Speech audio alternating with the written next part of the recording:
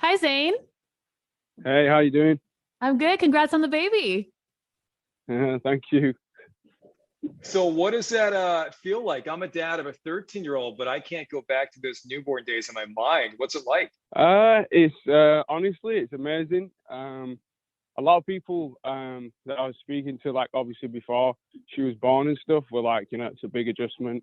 It's going to be a massive change and stuff. But honestly, she's an amazing baby, and it's been really easy for me and G to kind of like just I don't know, ease into it, I guess. You know what I Uh-huh. mean? She kind of made it easy for us. She sleeps really well. She loves her milk. And yeah, it's just feeding and changing diapers at the minute. Yeah. But it's all, yeah, it's wicked. I'm enjoying it for sure. And how's mom doing? How's she feeling? She's good. Yeah, she's a wicked mom. Yeah. Obviously she's really big help with everything. And yeah, she's doing well. I'd say she's doing well. I'm so happy for you guys. Now, are you in Pennsylvania? Are you still there or have you moved on to some other location? Yeah, Pennsylvania area. Yeah, It's around here. beautiful. And Uh, I was wondering if you and Gigi would want to like settle down in some place like that, like kind of in that countryside setting. Is that in your vibe, do you think? I haven't really thought about settling down per se yet. We're both, quite young. Even though we've had a kid and stuff. Yeah. And we're still thinking about work and things we want to do career wise. Yeah. But maybe in the far future, when we eventually pick a place to settle down, it'll probably be something kind of similar to this for sure. Yeah, where it's a relaxed environment and we can just chill Yeah. out. It's funny. I bet the Yeah. Pennsylvania Chamber of Commerce is hearing this and they're going, yeah, we got to get him. We got to get him. This is our chance, you know? Yeah, no, for sure. I love being out here. It's a massive change from like the other places I was staying originally when I first moved out to the States. Yeah, I like this kind of pace. It's chill. It's nice out here. Is there anything that surprised you about being a dad, either with your relationship with Gigi or with the relationship with your daughter so far, that just completely shocked you about being a dad? I don't know about being shocked, but there's a lot of things that are definitely surprising. I didn't expect to be quite like like into it, to be honest with you. I was always like into myself, doing my own thing, like writing, recording, making music. I was very focused on my career. And also, I had time for my relationship and stuff too, but it was still, solely about me. And the fact that she's been so easy to kind of just adjust to has been surprising to me because I just love spending my days with her, hanging out with her, just doing really Yeah. relaxing, chill stuff, just watching kid shows on TV, on Netflix, and Yeah. learning nursery and just rolling around with her and just singing to her. It's a really different pace of life, but it's been really easy to adjust to for sure. I think that's the most surprising thing. Okay, so one of the things I do want to jump into the song with Ingrid Michaelson. I had a chance to listen to that today. It's Yeah. very, very good. So I want to talk about that. But just before that, you said something which kind of keyed a memory with me. Now, I don't have your voice, I don't have your musical talents. I played saxophone in marching band, so not really what I wanted to play for my kid as a lullaby, the saxophone. But I remember talking to Ed Sheeran about this. I remember talking to a few different people about this. The song that they sing to their child to help them sleep. What is a lullaby that you sing to your daughter? I kind of mix stuff up, to be honest. In kind of like my own like home language in Urdu and like in English, and I just kind of sing to her like it's mainly melodies, and sometimes she kind of makes sounds back to me, which is amazing. So yeah, it's not really necessarily like a specific song. I just like Mhm. singing to her full stop. It's pretty cool. Now you realize the amount of press that I could get for our radio show if you gave me 5 seconds of whatever that song or feeling or vibe might be. I don't know. I'd rather keep that for my little girl. You're a smart man. You're a smart man. Keep those private moments to yourself in certain respects, because you're in such a great spot now. I mean, the career is doing so well. The album that came out in January is doing so well. This song that I heard today is going to be great. You're itching to get back out there. I'm sure Gigi's itching to do stuff too.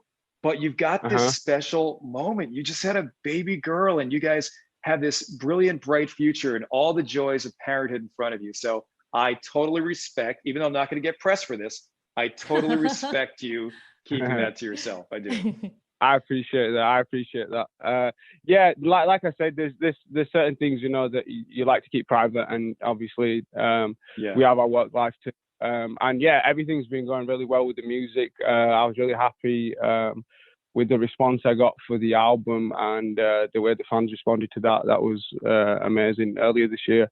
And yeah, to say like we're in kind of like the craziest time possibly of the last 10 years. It seemed to be received really well, and it got heard.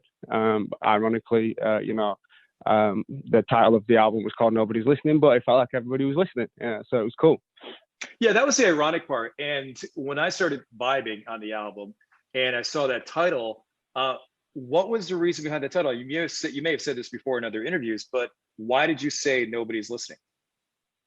I actually haven't mentioned it properly yet. I kind of said it. I think the only interview I've done so far has been like a magazine interview. I don't think that's out yet. It comes out tomorrow. But yeah, the reason I use that as a title, I've just meant generally. I don't think people are really listening to one another as human beings when people speak.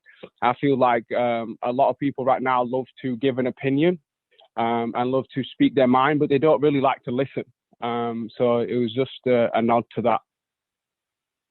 No, you're right. And that's the brilliant two-way street of humanity, when we take the time to listen to each other. And even if you disagree with what somebody says, the idea that you're listening is so incredibly important. So you're probably spot on with that. Exactly. Yeah, you can always learn and better yourself from listening to somebody else's opinion, even if you don't agree with it, for sure.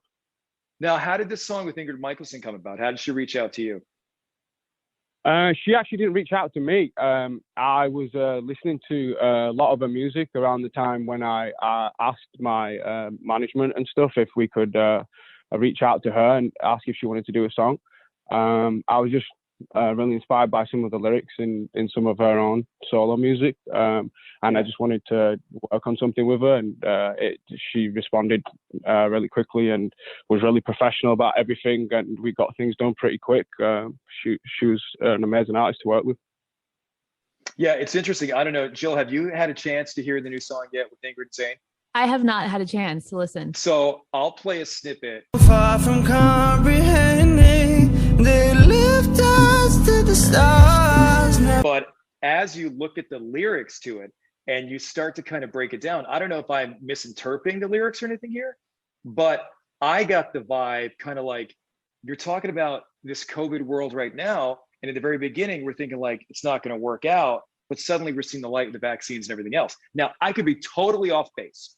No, that's pretty much the sentiment of the song for sure. Yeah, it is talking about the way the life is right now, and the kind of pace that things are going at, and then a nod towards maybe it'll get better soon, and we'll get a chance to start again and begin again as a whole collective, as a human race.